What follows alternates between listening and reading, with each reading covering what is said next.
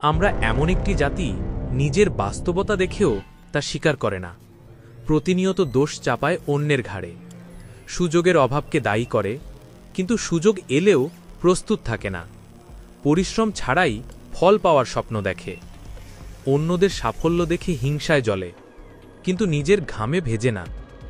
এই জাতির শিক্ষা ব্যবস্থা একটি ছিন্নমূল কাঠামো। বাংলা, ইংরেজি, মাদ্রাসা, ক্যাডেট প্রতিটি জলে আলাদা পথে, একক কোনো লক্ষ্য নেই। জ্ঞানের চেয়ে পরীক্ষার রেজাল্টকে গুরুত্ব দেওয়া হয় বেশি। প্রশ্ন ফাঁস, গাইড বই, কোচিং ব্যবসা এসবই মেধার জায়গা দখল করে রেখেছে। গবেষণা নেই, আবিষ্কার নেই, আছে শুধু সার্টিফিকেটের বোঝা। বিশ্ববিদ্যালয়গুলো শিক্ষার চেয়ে দলীয় রাজনীতিতে বেশি ব্যস্ত। মেধা ও গবেষণার পরিবেশ গড়ে না উঠায় আন্তর্জাতিক র্যাঙ্কিংয়ে কোনো অবস্থান নেই। শিক্ষক নিয়োগেও থাকে দলীয় প্রভাব, তোষামোদ আর লবির খেলা। বিজ্ঞান ও প্রযুক্তির উন্নয়ন যেখানে অন্য দেশকে মহাকাশে পৌঁছে দিয়েছে, সেখানে এখানকার শিক্ষার্থীরা এখনও নোট মুখস্থ করতে ব্যস্ত। বিদেশে গিয়ে যারা পড়াশোনা করে তাদের বড় একটি অংশ পড়ার চেয়ে আয়ের দিকে ঝুঁকে যায়। সাময়িক উপার্জনের মোহে পড়ে দীর্ঘমেয়াদী লক্ষ্য হারিয়ে ফেলে। দক্ষতা অর্জনের বদলে অল্প আয়কেই সাফল্য মনে করে। নিজের মেধা ও সময় বিনিয়োগ না করে শর্টকাট খুঁজতে গিয়ে শেষমেশ হাল ছেড়ে দেয়। ক্রিকেট থেকে শুরু করে জীবনের বহু ক্ষেত্রে আবেগই নিয়ন্ত্রণ করে সিদ্ধান্ত। জয় পরাজয়ের পার্থক্য বোঝার আগেই আনন্দ কিংবা হতাশায় ভেসে যায় জাতি।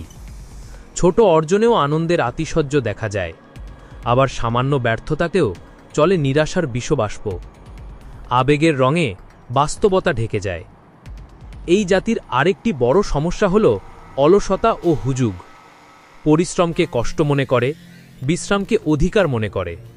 কাজের চেয়ে গল্প, ঘুম আর আড্ডায় সময় বেশি যায়। নতুন কিছু শেখার আগ্রহ নেই, উন্নতির পথে ঝুঁকি নেওয়ার সাহস নেই।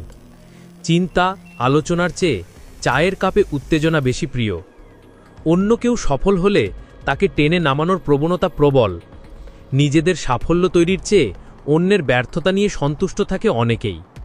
ঈর্ষা ও প্রতিহিংসা ব্যক্তিগত জীবন থেকে শুরু করে কর্পোরেট, শিক্ষা এবং প্রশাসনিক প্রতিটি স্তরে ছড়িয়ে পড়েছে।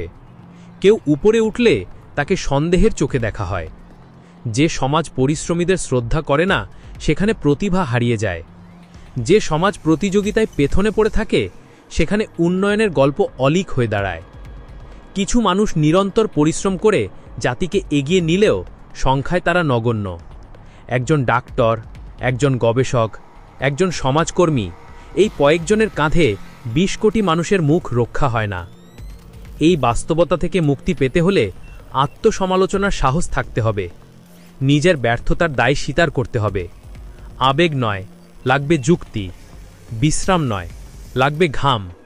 পরনিন্দা নয়, লাগবে প্রশংসা ও সহযোগিতা। উন্নয়ন করতে হলে তাকাতে হবে আয়নায়। সোজাসুজি নিজের চোখে চোখ রেখে বলতে হবে, এবার শুরু করতে হবে নিজেকে বদলানো। পরিবর্তনের সূত্র লুকিয়ে আছে প্রতিটি মানুষের অভ্যাসে, মানসিকতায় ও কাজের ধরনে। পরিশ্রমই একমাত্র পথ। জাতি তখনই জাগে যখন ব্যক্তি নিজেকে জাগাতে পারে।